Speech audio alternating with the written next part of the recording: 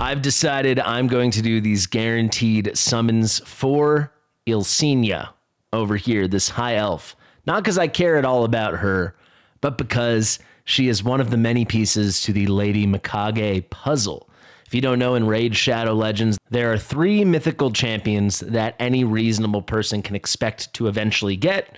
And kind of after that, you just have to get crazy lucky. But there are 3 right now that are, over a certain period of time, guaranteed. There is the Fusion Mythical right behind me, Lady Mikage. Then we've got Empress from Chimera. And finally, Carnage from the Cursed City. Carnage and Empress are going to take a long time. However, Mikage may be the best of the bunch, depending on how you're evaluating this stuff for what content you're focusing. Lady Mikage, with a little luck, can come a lot sooner. As you can see behind me, I have had a little bit of luck so far. My account is on day 69, or maybe we hit day 70 today. I am only one Void Rare away from being able to fuse Virgren, the Suncursed guy over here. The only one I'm missing right now is the Amarantine Skeleton. And, I would think over the next 1 or 2 or 3 or 4 times I pull voids, I'll get him. So I think I can confidently hope to get him over the next few months. Then I was lucky enough to already pull one of the epics we need for the final, row. So not the starter rares and epics on the bottom, but I already got Lockwayne over here. So that's 1/4 done. So what does that come out to? We're 3/8 of this quarter done. So 3/16 of this column. And then over here, not making the best progress with Tatsu, who actually technically will be on rate up right now for us. But then pretty key for Kira over here. We've already got 2. And now we have a pretty good shot at 2 more. And I actually have a plan over here for Enda. So is this a long shot? Yes. But I feel like with my resources, I'm in an okay spot. I have $110 left to spend this month. And obviously we're heading towards May, where I'll have a fresh 150. And I feel like Mikage is so powerful, it's a fairly worthy risk. I'd rather do this now and blow it than not do it. And then in the future, I'm just missing Ilsenia or Eolfrig. I hate these names, man. So weird, so hard to say. But yeah, I think some people disagree with this decision. I actually was filming with Boozer a couple separate collabs earlier today, and I floated this idea and he wasn't a fan, but I think some of you will get it. Regardless, it should be some pretty fun content. So you'll see we have Ilsenia guaranteed at 40. I'm at 36, but I'm going to get to 40 in a second, as you'll see. So she's coming home. That will put us over here for Kira at 3 out of 4. So we'd only be missing Eolfrig. And actually, Eolfrig I can choose as my progressive. I already have these 2. Can I click off of this? There we go. I already got this lady, the Night Rev, and then Jazarsa. How do you say? I don't know these names, man. All right, here we go. We've got the Delaja, right? Delaja, that's the Lizardman. I actually kind of like this character. I was using in Faction Wars. She's pretty dang good. So we'll use her until we have to fuse her. And then we've got Ashma over here, who I also used in Faction Wars and isn't bad. But Delaja I actually like. I wouldn't mind one day pulling a dupe of that character. But you can see 3 out of 4 over here because we're guaranteed to get Ilsenia. And if we can get lucky with Eolfrig on the progressive, we're going to be in pretty good shape. I'll quickly tell you, I'm hoping, let me know if you guys know, I'm hoping there's going to be a champ chase towards the end of this in 3 days. And I will have 6 pulls to do here because I'm going to buy the $50 pack for $210, and I already had 30 saved up. So I'll have 6 pulls, and maybe we get a cheeky end of Moonbeam. I'm a pretty big fan of this pool. I think there's a lot of very solid Sylvan epics and a couple really good ones like Mistrider Deity over here. And of course, Creodin, the blue would be amazing. None of these guys are real stinkers.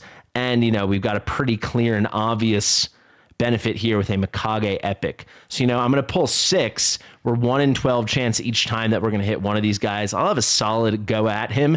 And, that's 1 in 12 each time, assuming we're never going to hit a legendary. But who knows? It's a great legendary pool. Maybe I'll get lucky. So if everything goes according to my crazy plan, we could come out of this with all 4 epics for Kira. And then we'll have End of Moonbeam. So we'll only be these 2 epics away. I already have Lockwayne, so I'll just need the Amarantine Skeleton and these 2 epics over here. I think it's a good plan. And I think, they're doing these Mikage rate ups enough that maybe I can guarantee myself a Mikage in 6 months or something like that, or 8 months. Feels pretty early, feels pretty strong. So I'm doing it, baby. I'm doing it. As you can see for Ilsenia over here, the guarantee for her is at 40 Ancients.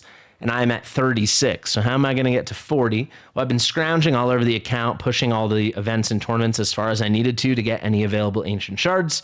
but I was still going to be one short of the 37 I need because I'm going to use diamonds to buy the last 3. You can buy 3 ancients for 270 diamonds.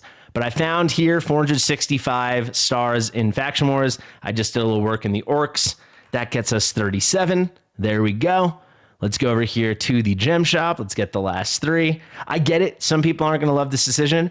I'm having fun, man. I'm going to risk it for this biscuit, this Mikage flavored biscuit. We're at 37. Ooh, those go to our mailbox. Let's claim them. Ooh la la. Can we pick up Eolfrig along the way? And who knows, maybe we get crazy lucky, and we get this Shadowkin lady over here. I always forget her name, Tatsu. If somehow we picked up Tatsu, and obviously we're getting a Silnia, and then we got Eolfrig, we would have everything except for the Amarantine skeleton. That would be nuts. Without further ado, let's do it. First temple. Hey, that's pretty good. Nelder. What the heck? Nelder's so good. You know, I was actually really disappointed. Wow, that's crazy. I really, really wanted Nelder. I think he's really fun. I was disappointed that Nelder was not on the Sylvan Watcher summoning pool for the prisms, because to me, he looks like a Sylvan Watcher. He's a high elf. That's a great pickup. I have no high elves. He's my first high elf epic, and I don't have any legendaries. I guess I'm probably going to get this fusion, so that'll be a high elf legendary. He's great, though. Triple hitter here with the freeze. That's something I really need for Fire Knight, for hard Fire Knight. I haven't been able to progress in hard Fire Knight yet. Quadruple hitter here. The first 2 hits have a 50% chance, booking up to 75 to place decreased attack. And then the 3rd and 4th have decreased accuracy. That's great. 3-turn cooldown. And then an AoE double hitter, each one with big version decreased speed. I don't have much decreased speed. Also a little heal based on the damage he puts out. Passive over here, when an ally places a freeze buff, he has a 30% chance to attack the target with the default skill, which means more hits and more potential freezes. Wow, great pull. This already feels like a good decision. Honestly, if we only, knock on wood, but if somehow we only come out of this with Nelder and then Ilsinia, I'm happy. I am happy.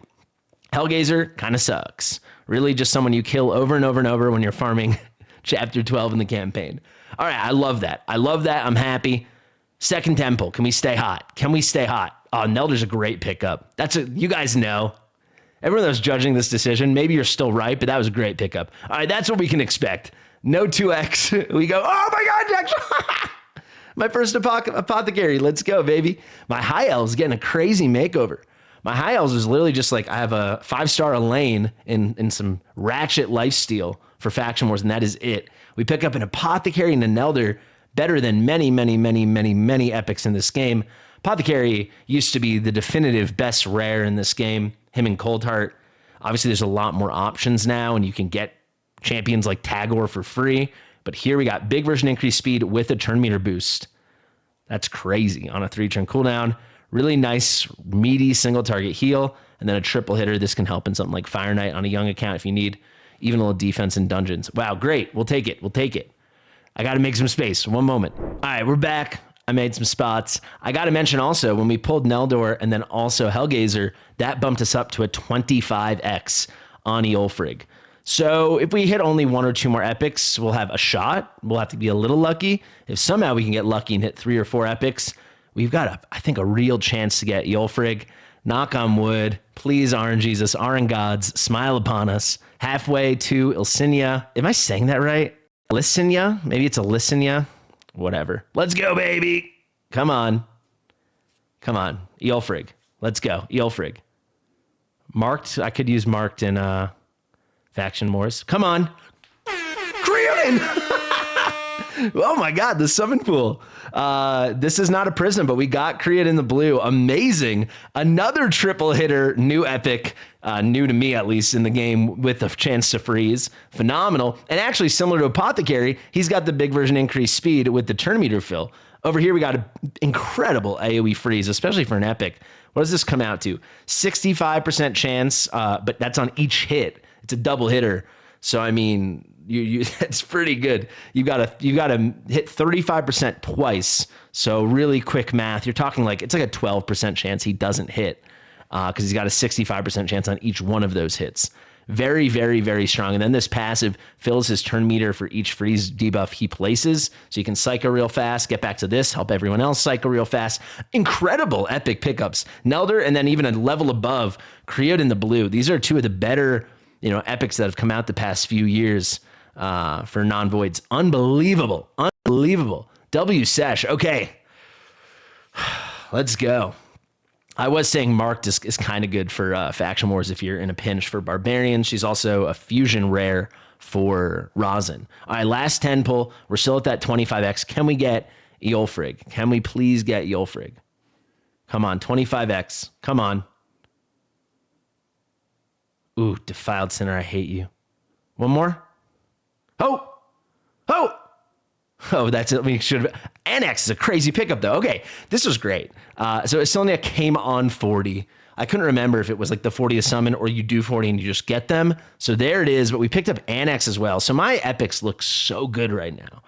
Annex can just such a single target beast to really make him shine, kind of like a Fayne situation. You'd want like a no damage or an unkillable comp in the clan boss, but decreased defense here. He hits hard. Then we've got a double hitter with decreased accuracy and poisons, really good. And then finally putting out that big version weaken. So you get the big version decreased defense, big version weaken. He absolutely slaps. Decreased accuracy for certain content's nice, but obviously a poison for 3 turns is really good. And then this passive here places a 60% increased defense on him when his HP drops. So that can help him in boss content and like clan boss. And also it's going to place an increased attack when his HP drops as well. So 75% for the increased defense, 50 for the attack. Also extra turn when his HP drops. This can throw off some speed tunes in clan boss, but all in all, he's strong. He'll help me at the very least in Undead Hordes faction wars. I've got Gorgorab, so I have a reviver, so we don't care. We can build him a little squishy and just manual that fight out. We also have crazy crowd control because we have Fabian for the Undead Hordes. This was great. The rates were rating, right? We came out of this, I believe, with 6 epics. We knew one of them was coming, but 6 epics out of 40 pulls on a non-2x. Really, really, really nice. It's too bad about Eolfrig. I just hate this guy. I think he's one of the lamest designed characters in any game I've ever played. So I feel like I've talked about that a lot in videos and on stream. So I feel like it will come back to bite me in the butt and he'll be the one I'm missing. But look at that. 3/4 of the way to Kira. Hopefully we're going to pick up an end of Moonbeam, in the Sylvan Watcher pool. So we'll be halfway, but definitely a step in the right direction, some progress. There's obviously a raid up tomorrow on Andalia. I'm going to happily skip that. I just like the opportunity to maybe pick off this double here. And frankly, I'm out of shards, baby. But that was quite the session. Creatine, Anax, and then, of course, Nelder at the beginning. Really, really fun. And then we got our guaranteed Elysinia. Thank you guys so much for watching. I've been Fastidious. If you're just starting Raid or you're thinking about starting Raid or you want to start a new account, use my link in the description and the top pinned comment. This link is the best in the game right now. On download, you get a great legendary champion, Elinarl, for free. At level 10, you get Tagoar. That takes like 20 or 30 minutes tops. At level 20, you get Tayrel. That'll take like 2 or 3 hours of gameplay. And then at level 30, quite similar to Anax, I'd say one level better even, potentially, you get Fayne. And Fayne is just fantastic. So look forward to that, guys. Check out the link. Thank you for watching. Share it with your mother. I've been Fastidious, and I'll see you real soon. Bye.